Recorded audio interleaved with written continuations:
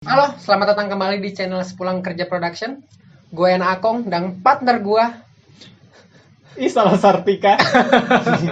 Kenapa lu tiba-tiba pakai begini anjing? Jadi boa. Dan ini host magang di channel Sepulang Kerja Production. Selamat datang host. Mohon bimbingannya. Kita kembali lagi di channel Sepulang Kerja Production dan kita akan berkonten yang namanya tuh non karyawan. Jadi kita akan ngobrol sama orang-orang yang menghasilkan uang tanpa harus bekerja di perusahaan. Dan kali ini kita akan ngobrol dengan Hamster. Enggak. hamster nggak ngasilin duit, anjir. Dengan seorang pengusaha warung nasi. Seperti apa obrolannya? Simak. Ciao.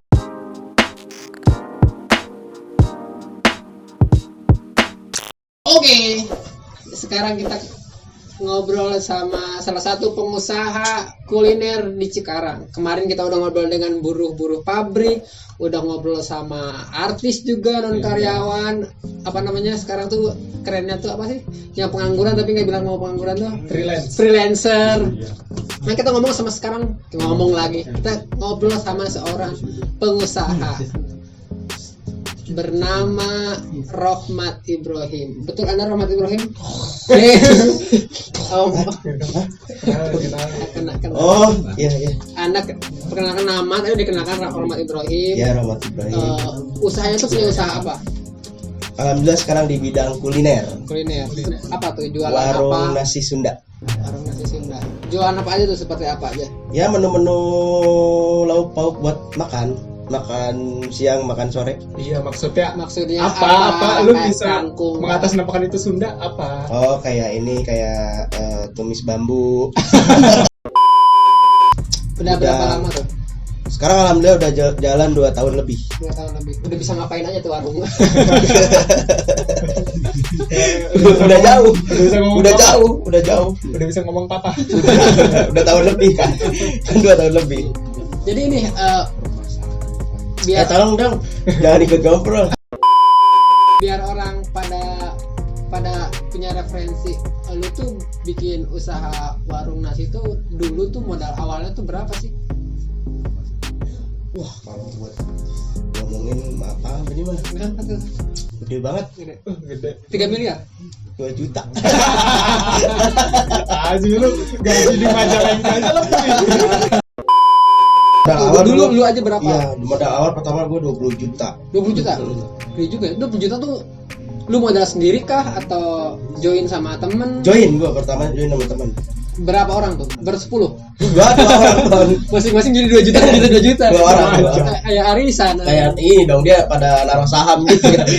Oh, 20 juta berdua sama teman. Berdua sama teman. Sekarang masih sama teman? Tidak. Itu pas kenapa milih orang tersebut? Apakah lu usaha tuh lu yang ngajak atau dia yang ngajak? Atau karena lu nganggur, bingung nyari duit, tiba-tiba jualan nasi apa? Enggak, jadi gue kan sama temen gue itu udah lama ya berteman. Maksudnya udah akrab banget lah ya. Nah, udah kayak saudara sendiri. Jadi dia ngajak join usaha kuliner. Gimana kalau kita usaha aja nih di Cikarang di bidang kuliner, ya ini cocok. Jadi tempat gue kan tempatnya juga komplek kontrakan gitu. Banyak orang-orang karyawan kan di situ. Dia ngajak usaha kuliner. Gimana kalau kita usaha? Kata gue, boleh juga nih. Tapi gue kagak bisa sama sekali masak. Kata dia, tenang aja. Ntar gue yang bantuin, yang ngajarin lu. Yang penting lu bareng usaha, kita kerja bareng-bareng. Diajakin teman itu. Pas diajakin tuh langsung usaha datang ke Cikarang langsung usaha kuliner gitu, nggak tiba-tiba kita usaha maling pentil gitu. Kumpulin doang. Usaha itu emang maling. Enggak. Emang dulu sih sempat sebelum kuliner itu mau ngajak usaha rental jablay. rental PS cuman karena teknologi udah makin canggih. Iya, udah ada Android tuh kan sampai gimana kata gua kayak PS bakal mulai ditinggalkan. Iya, bakal ditinggalkan dah, kayaknya nggak bisa jangka panjang gitu. Jadi punya usaha kuliner modal 20 juta awal, itu 20 juta tuh untuk apa aja tuh? 20 juta itu jadi ruko gua 12 juta per tahun. 12 juta. Langsung tuh dari awal 12 Iya, juta. langsung setahun gua ngambil. Nah, terus 8 jutanya itu sisanya peralatan sama buat bahan baku. Peralatan berapa juta, bahan baku berapa deh, biar orang tuh kebayang gitu, bisa ngebagi-baginya. Sekitar bahan baku kan misal 8 juta tuh ya. Jadi 8 juta juga kita kan nggak buat peralatan itu, nggak buat misalkan kayak gas, kuali, alat-alat dapur dah ya, alat-alat masak. Nah, tapi kan nggak ke situ semua. Belum kita kan meja kan belum. Oh iya. Iya, terus etalase mahal juga tuh. Terus jampe-jampe dukun ya. Kalau dukun saya bisa sendiri. Itu berarti sebenarnya kalau misalkan nggak di ruko tuh bisa dong sebenarnya lebih murah gitu. Misalkan di atas angkot gitu. nggak bisa dong. Masa dia saya gimana masak ya? Masa saya orang-orang di asli lagi ngoseng tempe kan? Enggak ini ya, enggak relate. Ya, seenggaknya biar modal tuh nggak harus awal 20 juta gitu, 12 jutanya bisa kita minimalisir. Iya, cuma nggak di atas angkot juga. Emang di mana? Di Losbak kan bisa. Agak gedean Murah ya. Di Losbak kan. Agak gedean kan? Nah, itu pas dari awal udah langsung untung atau sempat ada tersendat awal? Aduh, saya awal seperti mau gila. Ternyata pas udah terjun nih kan, kita awal udah ngebayangin punya usaha sendiri kayak orang-orang tuh kan. Mau usaha muda panggilannya. Ternyata pas udah terjun tolol. Kenapa tolong? Kalau tuh dari apanya, dari ternyata kurang persiapan kah, atau makanannya ternyata nggak enak, atau apa? Karena tidak punya ilmu, tidak punya strategi, tidak punya pengalaman, tiba-tiba langsung sok-sokan terjun pengen jadi pengusaha. Sangat salah. Sulit itu di awal. Jadi bayangan sulitnya tuh gimana tuh? Kayak misalkan lu belanja bahan makanan di awal tuh pagi-pagi itu biasanya berapa tuh? Atau Gua hampir 500 ribuan. 500 ribu lah. Misalkan yang belanja pagi-pagi. Nah pas setelah dagang hari itu tuh duit yang balik tuh berapa? 100 ribu sih. Gue inget banget itu. 100 ribu gua. Itu 400 ribu jadi sampah. Iya, sampah. Tapi bukannya warteg tuh bisa dibesokin atau tiba-tiba di makanan yang nyisa tuh tiba-tiba buat besok. Kayak misalkan kayak kita ayam goreng, terus ikan sambal orek gimana, itu masih bisa. Tapi kalau kayak sayur kangkung, sop, toge apa jamur itu udah nggak bisa. Iya, gue penasaran sebagai para penikmat rumah makan, kalau nggak habis tuh lu dikemanain itu? Kayak misalkan ayam oke lah bisa ditaruh misalkan sehari lagi. Tapi kalau nggak habis biasanya dikemanain? Dibuang. Nggak dikasihin ke bayi bohong gitu. Jadi bayi bohong punya modal buat kasih ke orang gitu. Orang yang ngikutin aja nih marah. Saya nggak suka ikut-ikut. Kalau ngikutnya sampai bawa ini orang kan tahu. Itu selama berapa bulan berjuang dengan modal dengan rugi terus tuh berapa lama tuh? Saya rugi yang benar-benar rugi banget itu 3 bulan. 3 bulan awal. 3 bulan awal. Setelah 4 bulan bangkrut. Lebih parah itu. Setelah 4 bulan memang gitu ya. Udah mulai sepertinya kita mending bunuh diri. Udah enggak. Mulai naik itu di bulan keberapa usaha warung makan tuh? Bulan 5 lah. Agak sedikit tapi bukan naik ya, maksudnya udah mulai paham. Jadi kita walaupun nggak untung, walaupun kita pendapatan tipis kayak cuman balik modal aja nih, tapi kita ada caranya biar bisa nabung. Jadi si modal itu kita puterin gimana gitu caranya. Tetap naruh gitu loh, tahu nggak? Jadi seenggaknya kalau misalkan kita nggak rugi-rugi amat pun ada orang yang goyang di depan rumah. Mending nggak kayak pertama. Nggak ada orang yang biola, pengen ngamen. Jadi 4 bulan pertama sulit tuh. Udah mulai sekarang kan udah berjalan 2 tahun kan. Itu berarti udah mulai bisa bertahan dong. Soalnya gue ngerasa makanan di warung Rohmat itu enak. Maksudnya apa yang ngebuat akhirnya warung itu bertahan meskipun sekarang udah gak bareng-bareng lagi, dan akhirnya sekarang tuh nemu resepnya bahwa ini enak nih makanan lu tuh. Apa tuh rahasianya? Mak gua. Emang orang tua itu. Orang tua. Kenapa tiba-tiba datang terus ngedoain, terus ilmu dukunnya ditambahin atau gimana? Bang sekarang sama mak gua kan, sama orang tua gua pas.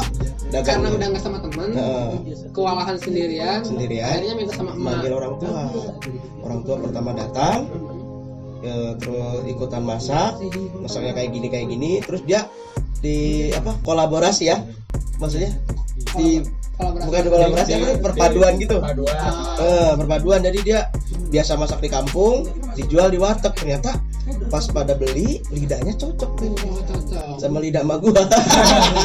Dicium. Enak nih udah. Enggak gitu. Soalnya emang cocok. Jadi masakan ibu-ibu di rumah kan, yang emang masakannya itu agak aneh-aneh. Kayak misalkan di warteg gitu, di warung-warung nasi, misalkan kita pasti ngelihatnya itu ada sayur kangkung, terus tumis toge, apalah ya. Cuma gue itu beda-beda gitu. Kayak dia mah sayur nangka, terus rebung, masakan kampung. Orang tua datang. Nah sekarang ke topik kedua nih. Sekarang tuh biar orang tuh tergugah, wah usaha makanan oke juga nih. Omsetnya sekarang tuh per bulan berapa? Kalau bisa dihitung-hitung. Biar kalau misalkan gue tahu, gue bisa minjem duit sama lu. Gue kira biar gue termotivasi. Semenjak ada emak gue datang, gue partner sama emak gue dan orang-orang pada suka, alhamdulillah emang langsung melesatnya itu jauh banget. Nggak cuma 100.000 lah. Kayak buruk juga. Cepet banget. Yang tadinya gue 100.000 nih, sekarang bisa 5 kali lipat. Bisa sampai, misalnya uang yang balik lagi itu 500 naik. Itu bersihnya. 500.000 bersih. Iya. Kalau misalnya sama kotor-kotor udah 1 juta. Dengan mungkin 500.000 tuh lu belanja lagi berapa? Sengaja yang lu udah itu sisa. Udah sisa belanja, sisa segala macam itu bersih, maksudnya 500.000. Wah lumayan juga ya. Penghasilan kotornya 1 jutaan. Sehari. Jadi buat teman-teman yang mau bikin warung usaha tuh kuncinya adalah orang tua. Jadi kalau misalkan lu nggak punya orang tua nggak usah usaha. Sebenarnya kira-kira berapa nih orang tuh? Berapa juta nih kalau misalkan mau nyoba? Kalau sekarang bisa 10 juta kayaknya udah bisa dah. 10 juta dengan lu yang sekarang ternyata lebih paham ya, 10 juta. 10 juta. Nyari tempat rukonya yang maksudnya nggak harus tahunan kan, masih banyak kan? Oh iya, yang ya, bayar kan? per bulan. Ya per bulan, apa bisa per 2 hari. numpang. Pindah-pindah ya.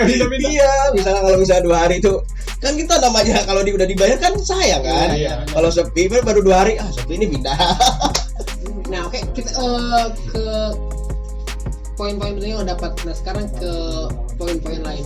Lu tuh memilih untuk jualan tuh kenapa nggak kerja dulu di kayak perantau pada umumnya? Lu kan perantau nih, kenapa nggak kerja di PT kah, atau di pabrik kah, atau di apa gitu, jadi anggota ormas? Kan emang gue sebelumnya di pabrik coy. Di pabrik? Pabrik mana tuh? Coca-Cola. Sebagai? Banyak gua. Sebagai botol. Banyak. Terakhir apa? Gua terakhir jadi driver. Ya dari produksi, gudang, terus shipper, tau gak lo? Ya, shipper tuh ini. Ceker. Shipper sama ceker beda. Beda ya? Shipper ngirim kan? Bukan, ceker, pokoknya gua ceker gitu. Ceker. Shipper tuh yang ini. Gimana produksi ship? Oh iya. Produksi ship. Shipper. Oh iya. Baru masih dong. Kayak yang kuis itu kalau shipper ya. Itu pas. Ditinggalin. Itu pas kerja tuh emang malas kerja lagi sampai akhirnya buka usaha. Malas. Tapi pada saat mau buka usaha masih kerja atau enggak? Udah enggak. Jadi gue cabut dulu, terus hasil duit dari PT gue masukin buat usaha. Jadi kasih tips buat orang-orang yang baru keluar PT nih, uangnya tuh sebenarnya biar kalau misalkan bingung mau kerja lagi di pabrik dengan keterbatasan usia, jualan ngebuka warung nasi termasuk salah satu yang oke. Kasih tips dong buat orang-orang. Buat teman-teman semuanya ya, mungkin buat para pekerja yang udah usianya di atas 25 tahun dan susah nyari kerja, ada modal, mending buat usaha main binomo. Yang ngebedain perasaan lu tuh, yang ngebedain sekarang lu punya usaha sendiri sama kerja di pabrik tuh ada plus minusnya kan pasti. Nah, yang lu senengin apa dulu deh dari punya usaha sendiri dibanding dulu sama yang kerja? Usaha sendiri ya? Iya. Usaha sendiri ya mungkin dari kebebasan. bebas dalam segi apa tuh? Apakah Bebas kita mau libur mau enggak kan. Oh, dalam ngatur waktunya. Waktu ya, terus waktunya juga sangat cukup lah kalau dibilang. Oh, kita buat waktu main, buat istirahat. Beda kan kalau di pabrik itu kan kayak kita terikat gitu. Soalnya gue benar-benar terikat di pabrik. Sandra. Paling, gue soalnya paling. Nah, itu senangnya tuh dari waktu. Dari nggak senangnya tuh apa? Penghasilan. Apa emang jauh banget? Dulu. Oh, pas awal-awal. Pas awal-awal. Jauh banget. Ya lu bayangin kan tadi gue bilang sehari 100.000 ya. 100.000. Di pabrik gue gaji 6 juta. Di Iya, situ 3 juta terus belum potong apa. Pusing. Tapi kalau sekarang enggak dong. Sekarang mah lebih milih lebih tetap kuliner. masuk pabrik. Kuliner sebenarnya. Tapi pas sebelum corona ya. Sekarang setelah corona terus kembali lagi ke masa new normal. Apakah warungnya semakin berkembang? Belum normal. Soalnya gue dengar warung nasi Rohmah tuh buka cabang. Oh Ya, itu kan buka cabang kan saking majunya usaha warung beliau tuh sampai buka cabang dan Omsetnya tuh bingung mau dimanain. Akhirnya luar biasa. Coba biar orang itu tergugah, wah usaha warung nasi ternyata oke juga nih sampai lu buka cabang. Motivasi sarannya tuh apa coba? Atau sebelum ke sarannya, gimana ceritanya sampai akhirnya lu bisa buka cabang? Jadi gini ya, jadi buat usaha bukan usaha, jadi punya warung nasi, punya usaha sendiri itu kalau misalkan jadi pengusaha itu pikiran kita itu berkembang tau. Berkembang. Iya berkembang, nggak kalau misalkan kita maaf di pabrik nih ya, kita paling ya kerja setahun ya gitu aja terus kan, monoton kan. Tapi kalau di usaha sendiri itu kita berkembang. Misalkan kita dapat penghasilan di suatu tempat udah rame, misalnya per hari dapat 500.000, itu gimana caranya kita itu pengen punya lebih dari segitu penghasilan. Sampai akhirnya Anda membuka cabang. Nah, dan ternyata saya salah strategi. Wah, salah lagi. Strategi gimana? Ceritain. Jadi saya karena berambisi dapat lapak yang bagus juga, karena usaha saya udah bagus gitu, maksudnya saya cocok nih, udah layak nih buat mengembangin usaha. Saya buka tempat di daerah Jababeka. yang pertama kan di SGC kan, terus pindah di Jababeka. Nah, terus yang jalaninnya saya juga. Jadi gimana? Jadi kan saya berdua sama nyokap saya nih, sama emak saya, sama ibu saya. Jadi ibu saya jagain di sini, yang di SGC, saya yang di Jababeka. Ternyata ibu saya karena udah tua, capek nggak bisa. Saya di sana, yang ini ditinggalin, saya ke sana. Dibilang sama teman-teman bego. Emang itu bukan cabang tapi pindah katanya. Pindah dari tempat yang udah menghasilkan 500.000 per hari, pindah ke tempat antah berantah yang akhirnya sehari cuma laku 30.000. Milih 30.000 dibanding 500.000 itu. Aduh, gua dimaki-maki. Udah komen kan teman-teman semuanya. Udah ditinggalin. Ya Allah, Wan, kaya raya, sukses terus, mantap Pun, gokil. Pas tahu faktanya, anjing, bego, monyet. Tapi kenapa lu pas buka cabang itu masih lu juga yang jaga, lu nggak nyuruh orang gitu? Tadinya sama temen, udah niat dia jadi karyawan gua tuh tadinya kan. Ternyata dia tiba-tiba ngabarin tahu bulat. Hah, tahu bulat dadakan. Aduh, ngabarin dadakan. Nggak jadi. Ngabarin dadakan. Tapi lapak udah disewa. Udah disewa, alat-alat udah siap, udah berdiri, udah tinggal jualan. Ternyata temennya nggak bisa bang. Terus lu sedih dong? Aduh, gue sedih banget tuh. Sampai gue iris-iris tangan gue. Jadi ya diiris-iris jadi tempe.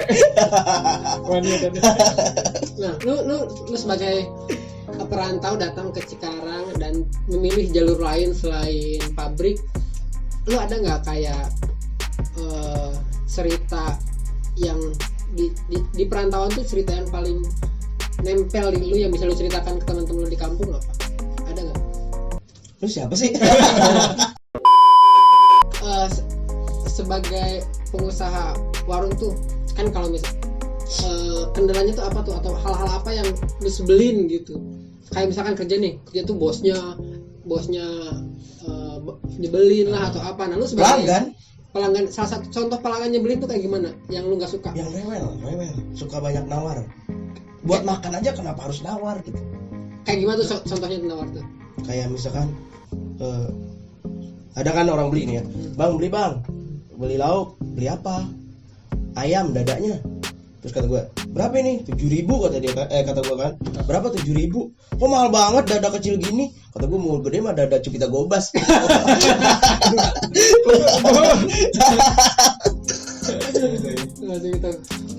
dapat 7.000 dapat tuh. 7.000 dapat. Kok kecil banget kata gue. Maksudnya ya ukuran standar loh. Maksud gue yang benar-benar nih ya buat tonton nih, benar-benar yang gua bukannya gua nyombongin, warung nasi yang murah itu di warung gua beneran. Rahmat bener. Iya. Nyampe masih nawar gitu harga segitu. Terus dengan ayam harga 7.000 masih nawar. Maksudnya anjir kata gua buat makan aja nawar. Apalagi buat apa sah? Berenang. Ada lagi nggak selain orang yang suka nawar? Kayak pelanggan suka minjem sendal gitu. Enggak. Sama yang ngutang. Oh, lu nggak suka iya. ke orang ngutang? Bukan nggak suka, jadi ngutang kayak misalkan ada karyawan nih ya, kan biasalah ada tanggal tua gitu. Suka nyatet tau nggak? Nyatet sendiri, jadi di warung gitu nyatet sendiri. Ntar makan sama ini, ntar catat bayarnya gajian. Pas gajian tuh kabur, Habis kontrak. nggak tahu kemana, kabur. Waduh, kata gue Tapi gila, kayaknya sebel banget. suka ada ini nggak, orang tuh suka ngutang tapi ngutangnya konsisten. Maksud gue gini nih, ngutang konsisten tuh, makan dulu hari ini 10.000, pas gajian bayar 10.000, tapi 2 hari kemudian ngutang lagi, ngutang, akhirnya bayar lagi, tapi ngutang lagi. Oh iya itu tutup lubang. Nah, Kayak gitu. tapi kalau buat gitu lu oke aja, Oke selama dia aja. nggak kabur, nggak Kalau meninggal. nggak kabur gue kasih terus, karena gue dulu pas masih jadi karyawan, jadi buruh pabrik ya gitu juga. Kalau tanggal tua gue ngutang ke warteg orang lain, jadi gue walaupun gue misalkan belum akrab, belum kenal banget, nggak apa-apa lah. Dan Kasih. ini warung Rahmat tuh termasuk oke karena setiap kali gue makan kesana dengan lauk apapun tuh selalu ceban. Karena gue ngambilnya banyak gitu, termasuk sajadah emaknya gue ambil. Semua sih 10.000 ya. Aduh, Pantas keluaran banyak ke masjid. itu pakai teman. Kalau teman-teman gue pasti gue harganya gue ngerti lah. Nah, ini beneran ini deh, terakhir tadi kan tipsnya tuh lu tips binomo tuh ya. Ini yang bener kasih orang tuh kalau misalkan mau usaha tuh pertama harus ngapain, terus lu kasih apapun lah buat orang tuh Nih, ya, termotivasi gitu. Ya, buat semuanya teman-teman yang mau terjun ke usaha di bidang apa aja dah. Yang pertama bener-bener harus punya mental. Yang tadinya misalkan lu di pabrik dengan gaji sekian, lu harusnya siap ke bidang usaha bisa nggak dapat duit bahkan. Awalnya.